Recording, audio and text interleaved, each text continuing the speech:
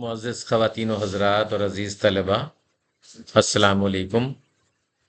O levels 3247 کے ایک نئے موضوع کے ساتھ میں فیض الدین احمد حاضر خدمت ہوں۔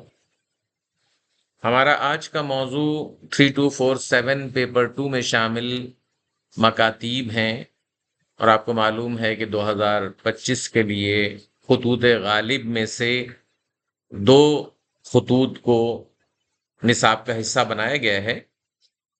نصاب میں شامل دونوں خطوط کا جائزہ لینے سے قبل ضروری ہے کہ آپ کو ہمیشہ کی طرح یہ بات ذہن نشین کروائی جائے کہ یہ جو باتیں میں اس وقت آپ کے سامنے ویڈیوز کے ذریعے سے کر رہا ہوں، یہ تمام باتیں ہماری کتاب جو او لیولز 3247 کا تیسرا ایڈیشن ہے اور جسے آکسفورڈ یونیورسٹی پریس نے شائع کیا ہے، اس تیسرے ایڈیشن کے صفحہ نمبر 51 سے لے کر 63 تک، یعنی پیج نمبر 51 سے لے کر 63 تک غالب کا تعارف، دونوں خطوط کا متن، اس کے تنقیدی نکات، اسلوب کا جائزہ اور مشقی سوالات وغیرہ کو پیش کیا گیا ہے۔ ضروری ہے کہ ان ویڈیوز سے قبل آپ ان صفحات کا مطالعہ ضرور کریں، پیج نمبر 51 سے 63، اور طلبہ کے سامنے ان صفحات کو رکھنے کے بعد اس کے بعد پھر ان ویڈیوز کو پیش کریں، تاکہ امتحان میں جس قسم کے سوالات آتے ہیں اور جو تنقیدی نکات ہیں جس پر ہمیں ظاہر سی بات ہے کہ زور دینا ہوتا ہے بچوں کے سامنے، وہ تمام باتیں بآسانی سمجھ میں آ سکیں اور بچے ویڈیو سے قبل ان تمام باتوں کو کتاب میں بھی پڑھ چکے ہوں، اس کی ریڈنگ کر چکے ہوں۔ تو یہ تمام باتیں آپ کو او لیولز اردو 3247 بک 2 اور اس کا 3rd ایڈیشن ہے، یہ جو گرین رنگ کا، جو ہرے رنگ کا جو سرورق آپ کے سامنے ہے، تیسرا ایڈیشن، اس میں یہ تمام باتیں آپ کو مل جائیں گی، ٹھیک ہے؟ تو غالب کے حوالے سے جب ہم اپنی گفتگو خطوط کے حوالے سے کرتے ہیں تو ظاہر سی بات ہے کہ سب سے پہلا جملہ خود غالب کا جو انہوں نے اپنے خطوط کے بارے میں کہا وہ ہمارے ذہنوں میں آتا ہے۔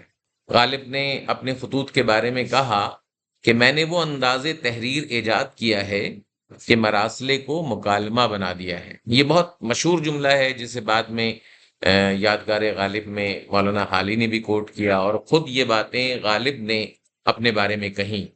انہوں نے کہا کہ میں نے وہ انداز تحریر ایجاد کیا ہے کہ مراسلے کو مکالمہ بنا دیا ہے، 1000 کوس سے بزبان قلم باتیں کرو، ہجر میں وصال کے مزے لیا کرو۔ یہ جو باتیں ہیں، یہ جو جملے ہیں، یہ اس بات کی غمازی کرتے ہیں، اس بات کی طرف اشارہ کرتے ہیں کہ غالب نے اردو خطوط کے مزاج کو اور اس کے اسلوب کو یکسر تبدیل کر دیا۔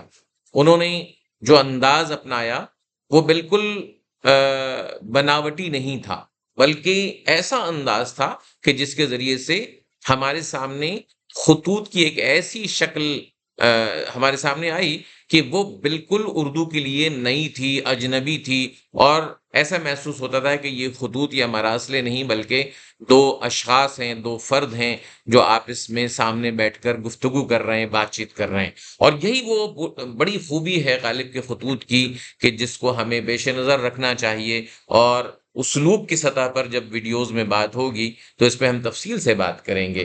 فی الحال تو یہ ہے کہ 2 خطوط کے جو موضوعات ہیں اس میں جو خاص قسم کے اشارے ہیں، تاریخی اشارے، سماجی اشارے، موضوعات کے لحاظ سے ہم ابتدائی 2 ویڈیوز میں اس حوالے سے بات چیت کریں گے، اور اس کے بعد پھر ہم اسلوب پہ جب بات کریں گے تو غالب کے کہے ہوئے ان جملوں کو، اور اس کے علاوہ جو نقاد نے، مختلف نقادوں نے غالب کے خطوط کے حوالے سے اسلوب کی جو خوبیاں ہمیں بتائی ہیں، اس پر ان 2 خطوط کی روشنی میں تبصرہ کریں گے، جائزہ لیں گے۔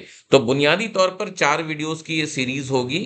2 ویڈیو خطوط کے موضوعات، اس کے اندر چھپے ہوئے جو مختلف پہلو ہیں، خاص طور پر اس کے تاریخی حوالے، سماجی حوالے، افراد کے حوالے سے جو ذکر ہے، مختلف جو شخصیات کا ذکر ہے، ان تمام حوالوں سے ابتدا میں گفتگو ہوگی، اور اس کے بعد پھر 2 ویڈیوز جو ہیں اسلوب کے حوالے سے آپ کے سامنے پیش کی جائیں گی۔ غالب کے خطوط کی جو بہت نمایاں باتیں ہیں، اہم باتیں ہیں، وہ میں نے یہ بلٹ پوائنٹس کی شکل میں دیکھیے اسکرین پر لکھ دیا ہے کہ مرزا غالب اکثر جو ہے وہ خطوط پہ لازمی تاریخیں ضرور درج کرتے تھے، یعنی جب بھی وہ خط لکھا کرتے تھے تو اس پر اہتمام کرتے تھے تاریخ لکھنے کا، بلکہ اکثر ہجری اور عیسوی دونوں تاریخیں لکھتے تھے، یعنی جو اسلامی تاریخ ہے ہجری اور جو عیسوی تاریخ ہے انگریزی تاریخ جسے ہم کہتے ہیں، تو دونوں سنین اور دونوں تاریخ کو جو ہے ضرور خط کے صفحے پر درج کرتے تھے، اور بعض اوقات تو دن اور وقت بھی نظر انداز نہیں کرتے تھے، وہ یہ بھی لکھتے تھے کہ بھئی کس وقت یہ تحریر کیا گیا ہے، کون سا دن ہے، مثلاً کبھی یک شنبہ کبھی چہار شنبہ، یہ ساری چیزیں آپ کو ملیں گی غالب کے خطوط میں۔ غالب کے خطوط کی ایک اور جو خوبی ہے وہ کیا ہے کہ سادگی اور یعنی سلاست کے ساتھ ساتھ مرزا نے اپنے خطوط میں ایسا دلکش انداز اپنایا ہے جو پڑھنے والے کو اپنے سحر میں مبتلا کر لیتا ہے، یعنی اس کا جادو، غالب کے خطوط کا جادو جو ہے وہ سر چڑھ کر بولتا ہے، ان کے اسلوب کی انفرادیت غالب کو ایک الگ سے روپ میں، الگ سے انداز میں ہمارے سامنے پیش کرتی ہیں۔ وہ غالب جو اپنی شاعری میں ہمیں دکھائی دیتے ہیں وہ خطوط میں بالکل مختلف دکھائی دیتے ہیں۔ اور اس کے علاوہ جو اہم بات ہے وہ یہ ہے کہ غالب کے خطوط کا جب مطالعہ کیا جائے گا، ٹھیک ہے کہ نصاب میں شامل خطوط میں بہت سی باتیں ہم نہیں تلاش کر سکتے، لیکن غالب کے خطوط کی تعداد سینکڑوں میں ہے، اور ان خطوط کو جب ہم پڑھتے ہیں تو اس زمانے کے سیاسی، سماجی اور ادبی حالات کا منظرنامہ بھی ہمارے سامنے پوری طرح کھل کر آ جاتا ہے، تو یہ بھی ان خطوط کی بڑی خوبی ہے، انفرادیت ہے۔ اس کے علاوہ غالب کے خطوط کی ایک بڑی خوبی یہ بھی ہے کہ وہ بہت بے تکلف انداز میں جو ہے وہ اپنی تحریر کے ذریعے سے اپنے مخاطبین کو جو ہے وہ خطوط لکھا کرتے تھے۔ ان کا انداز ایسا فطری ہوتا تھا کہ پڑھنے والے کو کہیں بھی بناوٹ کا احساس نہیں ہوتا تھا، معنی اور مطالب الفاظ کی شکل میں ایسے ہمارے سامنے آتے جیسے کوئی بہتا ہوا دریا ہے جو روانی کے ساتھ آگے بڑھ رہا ہے۔ تو غالب کے ایسے خطوط کی تعداد بہت زیادہ ہے جن میں ہمیں یہ تمام خوبیاں دکھائی دیں گی۔ مرزا کی جانب سے ایسے بیسیوں خطوط ملتے ہیں جن میں ایسا لگتا ہے کہ جسے خط لکھا جا رہا ہے وہ ان کے سامنے بیٹھا ہوا ہے اور مرزا ان سے بات چیت کر رہے ہیں، یعنی خطوط میں مکالمے کا انداز دکھائی دیتا ہے۔ ایسے ڈائلاگز، ایسے مکالمے جو عموماً کسی ڈرامے میں یا کسی اور صورتحال میں تحریر کیے جا سکتے ہیں، لیکن غالب کے خطوط میں بھی وہ مکالمے کا انداز بہت واضح ہے۔ تو یہ جو خوبیاں ہیں ان کو ذہن میں رکھتے ہوئے ہم غالب کے خطوط کا مطالعہ کریں گے۔ خطوط غالب کے حوالے سے آپ کو معلوم ہے کہ نصاب میں مرزا غالب کے 2 خطوط شامل ہیں، اور وہ 2 خطوط کیا ہیں کہ اتفاق سے یہ دونوں خطوط مرزا غالب نے اپنے شاگردوں کے نام لکھے ہیں۔ غالب کے جو 2 مشہور شاگرد تھے، منشی ہرگوپال تفتہ اور میر مہدی حسین مجروح، تو غالب نے ان دونوں شاگردوں کے نام جو خطوط لکھے، بہت سارے خطوط لکھے، ان میں سے ایک ایک خط جو ہے وہ نصاب میں شامل ہے، اسے نصاب کا حصہ بنایا گیا ہے۔ یہ دونوں شاگرد مرزا کو بہت عزیز تھے، بہت قریب تھے غالب کے یہ دونوں شاگرد، ہرگوپال تفتہ بھی اور میر مہدی حسین مجروح بھی غالب کے بہت قریب تھے، لہذا غالب نے ان سے جس جس قدر قربت کا اظہار کیا، جس قدر وہ قریب تھے، یہ بھی ایک اہم موضوع ہے جسے ہمیں بہرحال پیش کرنا چاہیے۔ تو مرزا تفتہ اور مرزا امیر مہدی حسین مجروح کے حوالے سے ہم تفصیل سے بات کریں گے آئندہ جب سلائیڈ آپ کے سامنے آئیں گی، لیکن اس سے پہلے یہ ضروری ہے کہ ہم غالب کے بارے میں بھی تھوڑا سا جان لیں کہ غالب کے حوالے سے زمانہ جو تھا وہ کیا تھا۔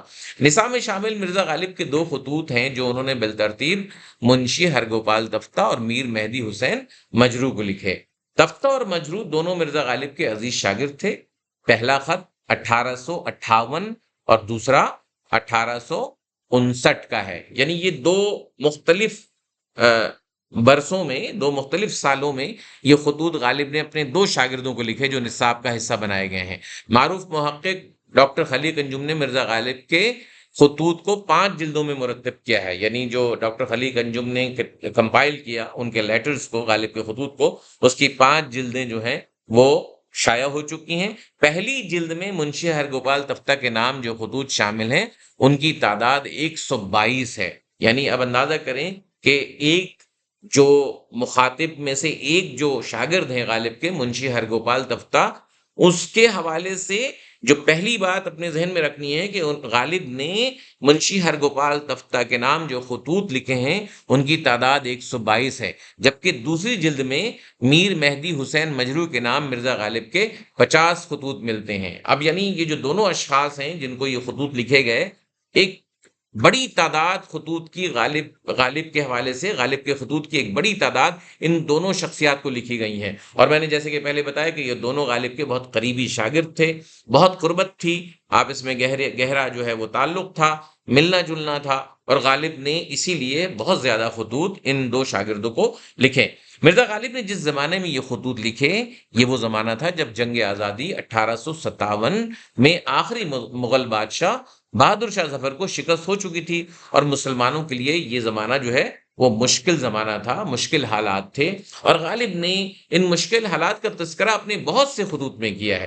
گو کہ ان خطوط میں ذرا ان چیزوں کی تلاش مشکل ہے، لیکن پھر بھی جو اشارے ان خطوط میں بھی ہوں گے وہ آپ کے سامنے ضرور پیش کیے جائیں گے۔ لیکن یہ جو زمانہ میں نے آپ کے سامنے رکھا کہ ایک خط 1858 میں لکھا گیا اور دوسرا 1859 میں لکھا گیا، یہ دونوں سال بالکل 1857 یعنی 1857 کی انڈیپینڈنٹ جو وار تھی انگریزوں کے خلاف، اس کے بعد کے فوراً کا زمانہ ہے۔ اور پہلی جلد میں منشی ہرگوپال تفتہ کے نام جو ہے 122 خطوط ملتے ہیں، جبکہ دوسری جلد میں 50 خطوط ملتے ہیں، اور انہی میں سے ایک ایک خط جو ہے اسے نصاب کا حصہ بنایا گیا ہے۔ ٹھیک ہے جی، آگے چلتے ہیں۔ نصاب میں شامل دونوں خطوط اپنے موضوعات کے حوالے سے، اپنے یعنی جو دونوں خطوط ہیں اپنے موضوعات کے حوالے سے علیحدہ علیحدہ نوعیت کے ہیں، یعنی ایک خط کا موضوع بالکل مختلف ہے دوسرے خط سے، جبکہ اسلوب کے لحاظ سے ان خطوط میں مرزا غالب کا منفرد انداز نمایاں ہے۔ یعنی جو ہمیں تفصیل سے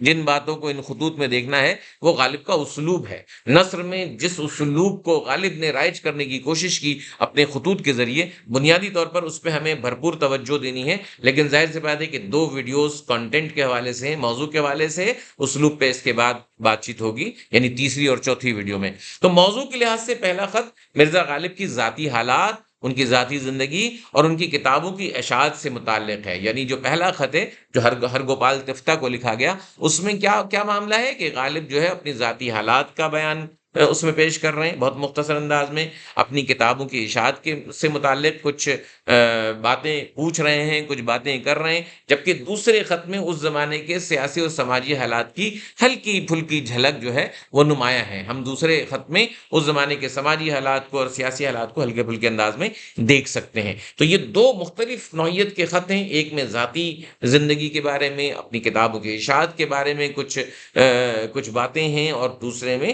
سماجی اور سیاسی حالات۔ تو اب اس حوالے سے دونوں خطوط کو سب سے پہلے بچوں کے سامنے پڑھ دیا جائے۔ پڑھنے کا فائدہ یہ ہوگا کہ دونوں خطوط کے موضوعات بچوں کے سامنے آ جائیں گے۔ پہلا خط جو ہے وہ بنام مرزا ہرگوپال تفتہ کا ہے، ٹھیک ہے نا۔ اب مرزا ہرگوپال تفتہ کے حوالے سے میں نے آپ کو بتا دیا کہ غالب کے بہت قریبی شاگرد تھے، بہت ہی کلوز تھا، میں اس پہ تفصیل سے بات کروں گا، لیکن پہلے ہم خط کو پڑھ لیتے ہیں۔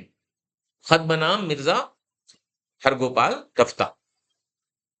اللہ اللہ، ہم تو کول سے تمہارے خط کے آنے کے منتظر تھے، ناگاہ کل جو خط آیا معلوم ہوا کہ 2 دن کول میں رہ کر سکندر آباد گئے ہو، اور وہاں سے تم نے خط لکھا ہے۔ دیکھیے اب یہاں کب تک رہو اور آگرے کب جاؤ۔ پرسوں برخوردار شیو نارائن کا خط آیا تھا، لکھتے تھے کہ کتابوں کی شیرازہ بندی ہو رہی ہے، اب قریب ہے کہ بھیجی جائیں۔ میرزا مہر بھی 1 ہفتہ بتاتے ہیں، دیکھیے کس دن کتابیں آ جائیں، خدا کرے سب کام دل خواہ بنا ہو۔ ہاں صاحب، منشی بال مکند بے صبر کے ایک خط کا جواب ہم پر فرض ہے۔ میں کیا کروں کہ اس خط میں انہوں نے اپنا سیر و سفر میں مصروف ہونا لکھا تھا، بس میں ان کے خط کا جواب کہاں بھیجتا۔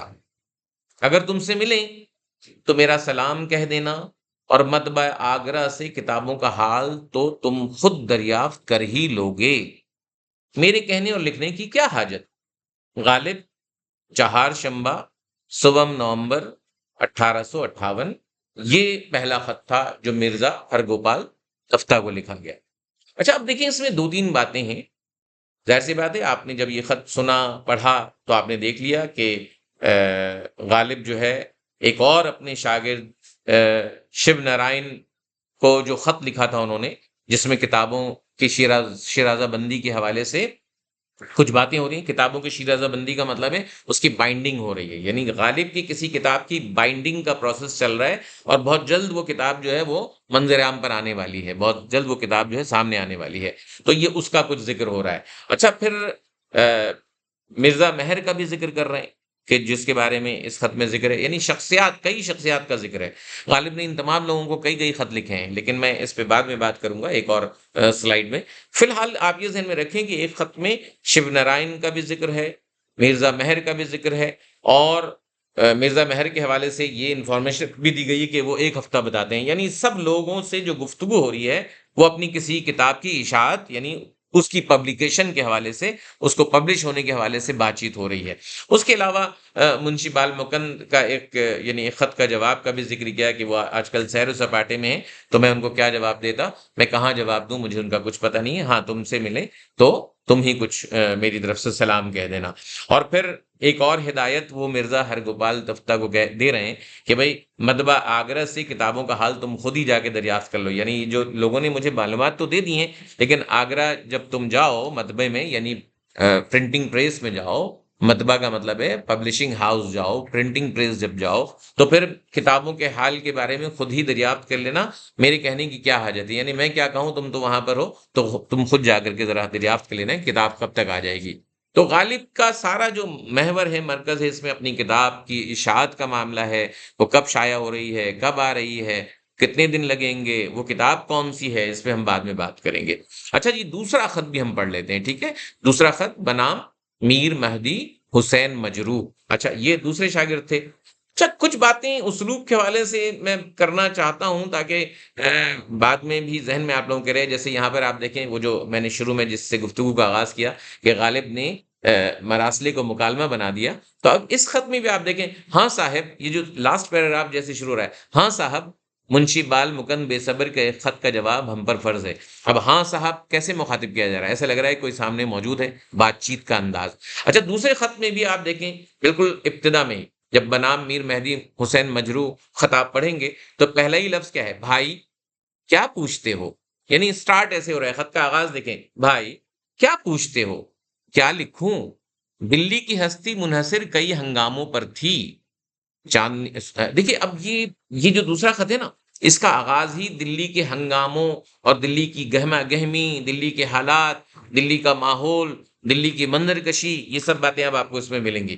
تو پہلے غور سے خط کو سن لیجئے. بھائی کیا پوچھتے ہو، اسلوب کی سطح پر بھائی، اور پہلے خط میں ہاں صاحب کیا پوچھتے ہو، یہ سب بالکل ایسا لگ رہا ہے کہ بہت قریب سے کوئی سامنے بیٹھا ہوا ہے، اس سے بات چیت ہو رہی ہے. اسلوب کی سطح پہ بعد میں اس کو غور سے دیکھیے گا کیسے مخاطب کیا جا رہا ہے. تم آتے ہو چلے آؤ، نثار خان کے چھتے کی سڑک، اب تم آتے ہو چلے آؤ، اس طرح سے جیسے لگ رہا ہے کوئی سامنے بیٹھا ہوا ہے.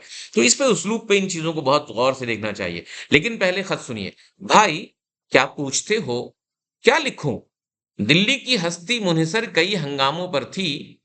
قلعہ، چاندنی چوک، ہر روز مجمع جامع مسجد کا، ہر ہفتے سیر جمنا کے پل کی، ہر سال میلہ پھول والوں کا. یہ پانچوں باتیں اب نہیں. پھر کہو دلی کہاں، ہاں کوئی شہر قلم روئے ہند میں اس نام کا تھا. نواب گورنر جنرل بہادر 15 دسمبر کو یہاں داخل ہوں گے. دیکھیے کہاں اترتے ہیں اور کیوں کر دربار کرتے ہیں. آگے کے درباروں میں 7 جاگیردار تھے کہ ان کا الگ الگ دربار ہوتا تھا. جھجر، بہادر گڑھ، بلب گڑھ، فرخ نگر، دوجانا، پاٹوڈی، لوہارو.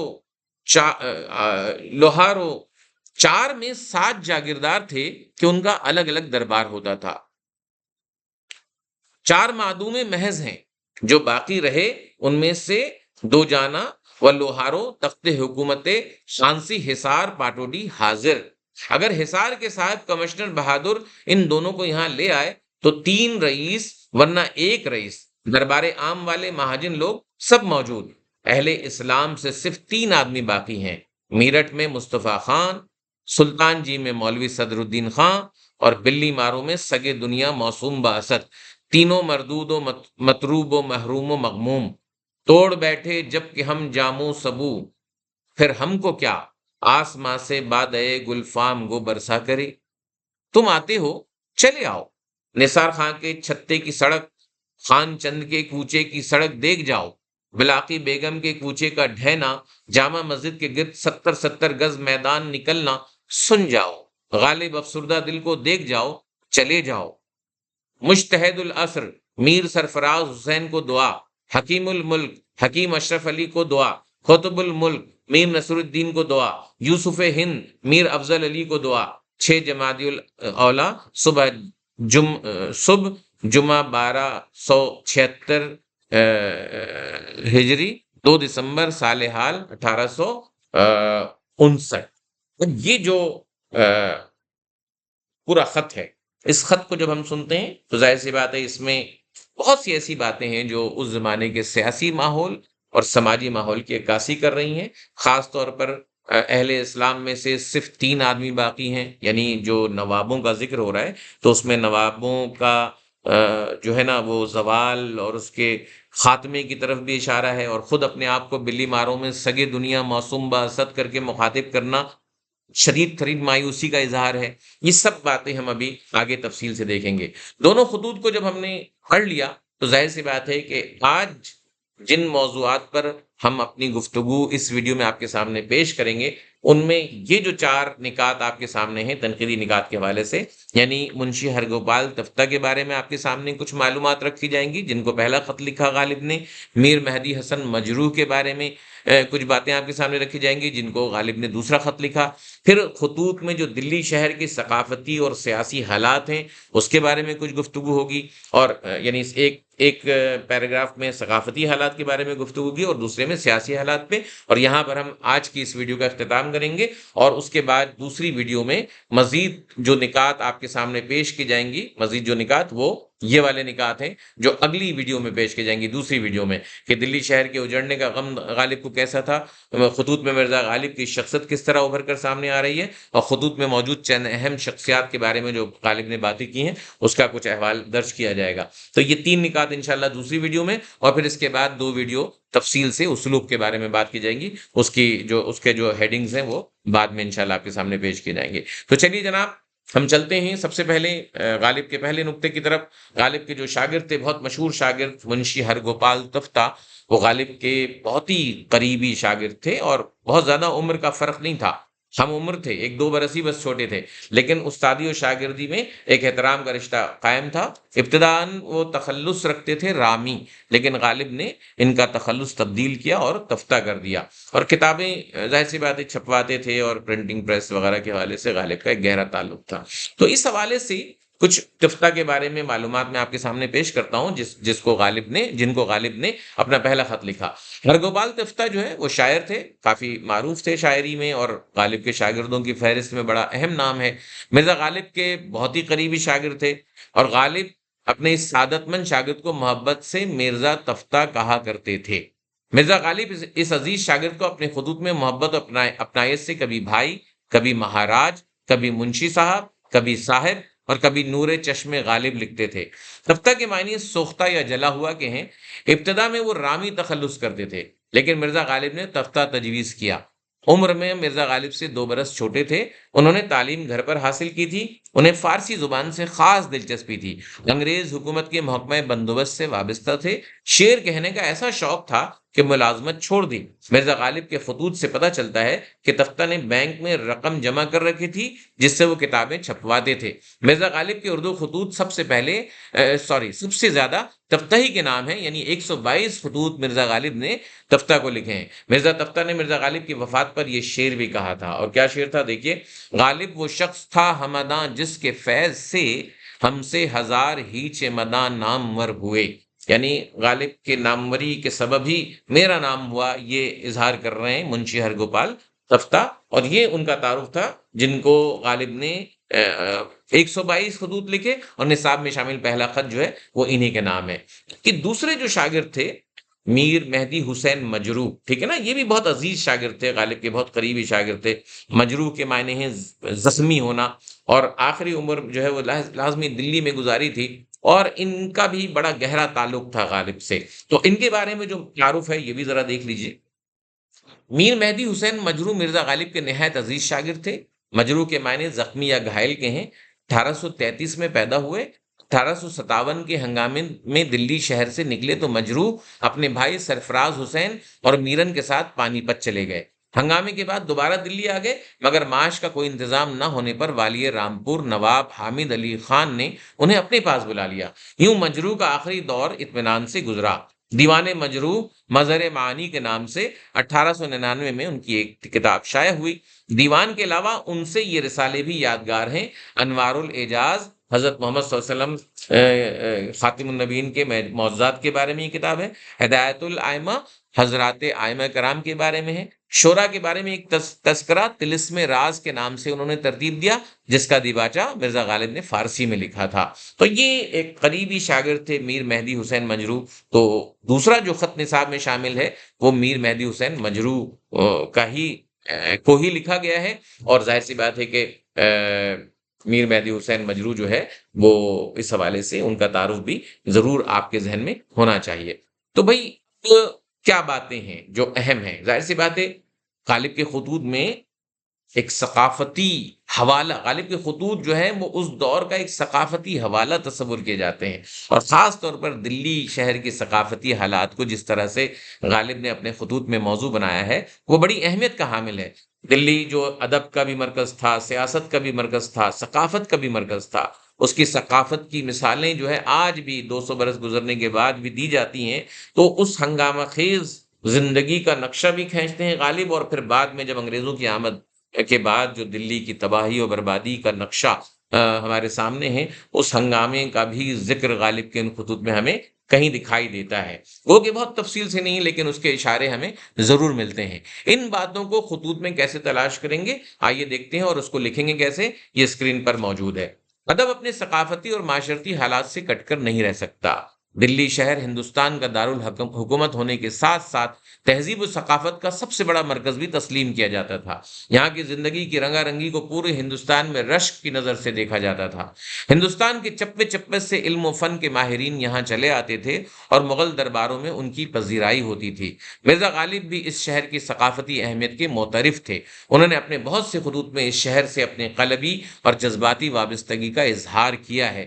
نصاب میں شامل میر مہدی مجروح کے نام خط کے آغاز میں انہوں نے دلی شہر کی انہی خوبیوں اور ہنگامہ خیز زندگی کا ذکر کرتے ہوئے کہا کہ، اب یہ ریڈ کلر سے خط سے کوٹیشن لکھ رہا ہوں، دیکھیے، دلی کی ہستی منحصر کئی ہنگاموں پر تھی۔ قلعہ، چاندنی چوک، ہر روز مجمع جامع مسجد کا، ہر ہفتے سیر جمنا کے پل کی، ہر سال میلہ پھول والوں کا۔ یہ چار چیزیں ایسی ہیں جو دلی کی شان ہے، دلی کا نشان ہے۔ اور ظاہر سی بات ہے کہ سب سے پہلی بات ہے کہ جو مشہور ہستیاں تھیں دلی کی، جن کی وجہ سے دلی کو دلی سمجھا جاتا ہے، دلی کی وہ ہستیاں دلی کی پہچان بنی، تو ظاہر سی بات ہے وہ ہستیاں کہاں کہاں آس پاس موجود تھی؟ قلعہ کے پاس، چاندنی چوک کا وہ ماحول جہاں پر ایک میلہ لگا رہتا تھا، ہر روز جامع مسجد کے باہر انسانوں کا ایک مجمع جمع ہوتا تھا، لوگ جو ہے وہ سیر سپاٹے کے لیے جمنا کے قریب جاتے تھے، اور ہر سال جو ہے وہ پھول والوں کا جو ہے نا وہ میلہ لگا کرتا تھا۔ یہ ساری باتیں غالب کو یاد آتی ہیں، اور غالب جو ہے وہ 1857 کی جنگ آزادی کے بعد یہ خط لکھ رہے ہیں، لہٰذا غالب ایک ناسٹریلجیا یعنی ایک ماضی کی یادوں میں کھو کر خط کے آغاز میں ان باتوں پر جو ہے وہ افسوس کا اظہار کر رہے ہیں کہ بھائی اب کہاں، کیا پوچھتے ہو، کیا لکھوں، آغاز کیسے، کیا پوچھتے ہو، کیا لکھوں، یعنی کچھ لکھنے کے قابل نہیں رہا، کچھ بتانے کے قابل نہیں رہا۔ یہ ساری باتیں جو غالب بتا رہے ہیں دلی کے بارے میں، یہ باتیں مٹ چکی ہیں، ختم ہو چکی ہیں، تباہ ہو چکی ہیں، برباد ہو چکی ہیں۔ یہ ساری رونقیں بے رونقی میں تبدیل ہو گئی ہیں، یہ ساری جو چہل پہل بالکل جو ہے وہ ویرانے میں تبدیل ہو گئی ہیں۔ ان باتوں کی طرف غالب کا اشارہ ہے، اور ظاہر سی بات ہے 1857 کے بعد کی دلی جو ہے وہ کچھ اسی انداز کی دلی تھی جس طرح غالب یہاں پر مختصر انداز میں پیش کر رہے ہیں. تو ان باتوں کو ظاہر سی بات ہے بچوں کو سمجھانا ہے. خطوط سے کچھ امپلیسٹ میننگ ہے، کچھ اندر چھپے ہوئے معنی ہیں اس کے، تھوڑا سا تاریخی پس منظر، تھوڑا سیاسی پس منظر، تھوڑا سا جنگی حالات، ان ساری باتوں پہ رہ کر کے ان جملوں کو سمجھانا ہے کہ بھئی یہ جو ریڈ کلر سے 4 جملے لکھے گئے ہیں کہ دلی کی ہستی منحصر کئی ہنگاموں پر تھی، قلعہ، چاندنی چوک، ہر روز مجمع جامع مسجد کا، ہر ہفتے سیر جمنا کے پل کی، ہر سال میلہ پھول والوں کا. یہ ساری چیزیں دلی میں کہیں نہیں ملتی، یہ چیزیں ختم ہو گئی ہیں، اور غالب ان باتوں کو یاد کر کے افسوس کا اظہار کر رہے ہیں. اگلے پوائنٹ پہ چلتے ہیں جی. اور اگلا پوائنٹ کیا ہے؟ دلی شہر کے سیاسی حالات. ظاہر سی بات ہے خطوط میں فسادات کا بھی تھوڑا بہت نقشہ کھینچا گیا ہے. دلی کا جو غدر تھا، جو تباہی تھی، جو انگریزوں نے جس طریقے سے بالکل مکمل طور پر جو ہے وہ دلی کے باسیوں کے ساتھ جو ظلم و بربریت کا معاملہ روا رکھا تھا.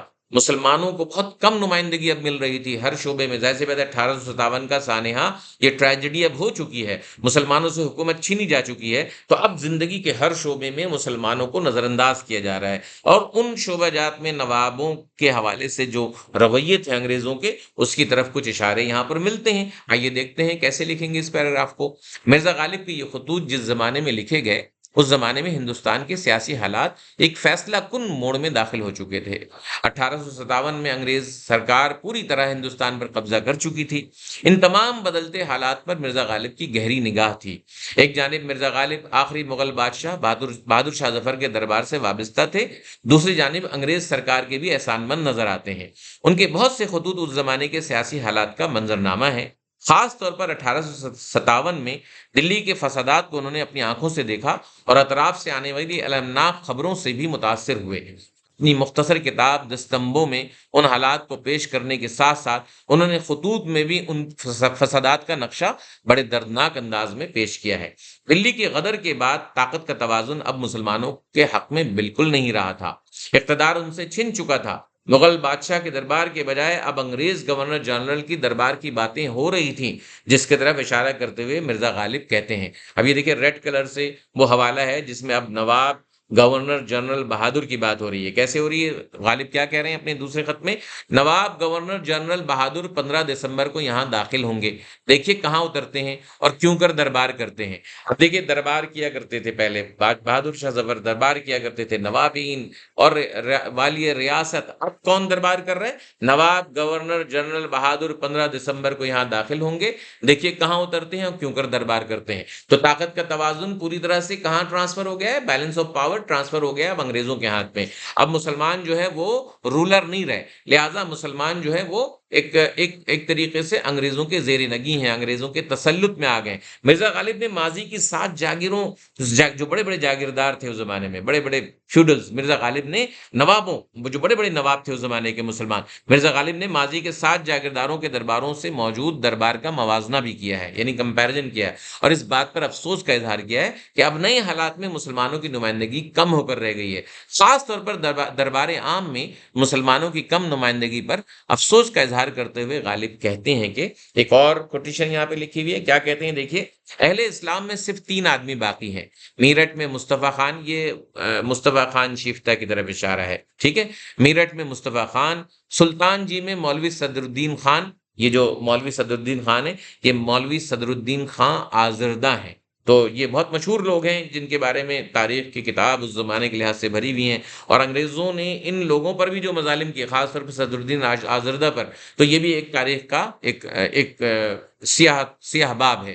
تو اہل اسلام میں صرف 3 آدمی باقی ہیں. میرٹھ میں مصطفیٰ خان، سلطان جی میں مولوی صدر الدین خان، اور بلی ماروں میں سگے دنیا موسوم با اسد. اب یہ سگے دنیا اپنے آپ کو کہہ رہے ہیں، سگے دنیا موسوم با اسد. اسد ان کا تخلص تھا، ظاہر سی بات ہے اسد اللہ خان غالب. تو اسد جو ہے ان کا نام تھا. تو بلی ماروں، وہ جہاں پر رہتے تھے وہ بلی ماروں کہا جاتا تھا. تو تینوں کے بارے میں کہہ رہے ہیں، تینوں مردود و مطروب و محروم و مغموم.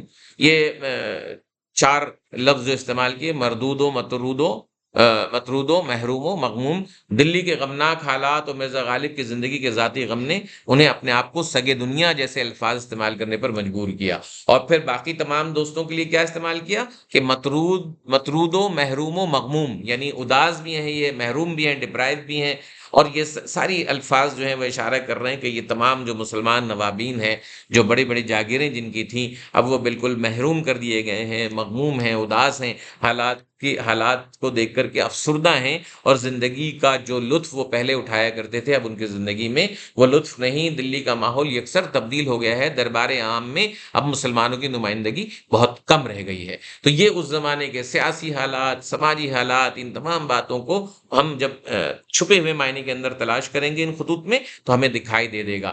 امید ہے کہ آج کی اس گفتگو میں جو باتیں آپ کے سامنے پیش کی گئی ہیں وہ آپ کے لیے ضرور مددگار ثابت ہوں گی۔ ابھی گفتگو کا آغاز ہے، ظاہر سی بات ہے یہ پہلی ویڈیو ہے، بات بہت طویل ہو جاتی ہے، اس لیے اس کو کئی حصوں میں تقسیم کیا جاتا ہے، تو انشاءاللہ کچھ اور نئے موضوع کے ساتھ، نئے نکتے کے ساتھ اگلی ویڈیو میں حاضر ہوں گا۔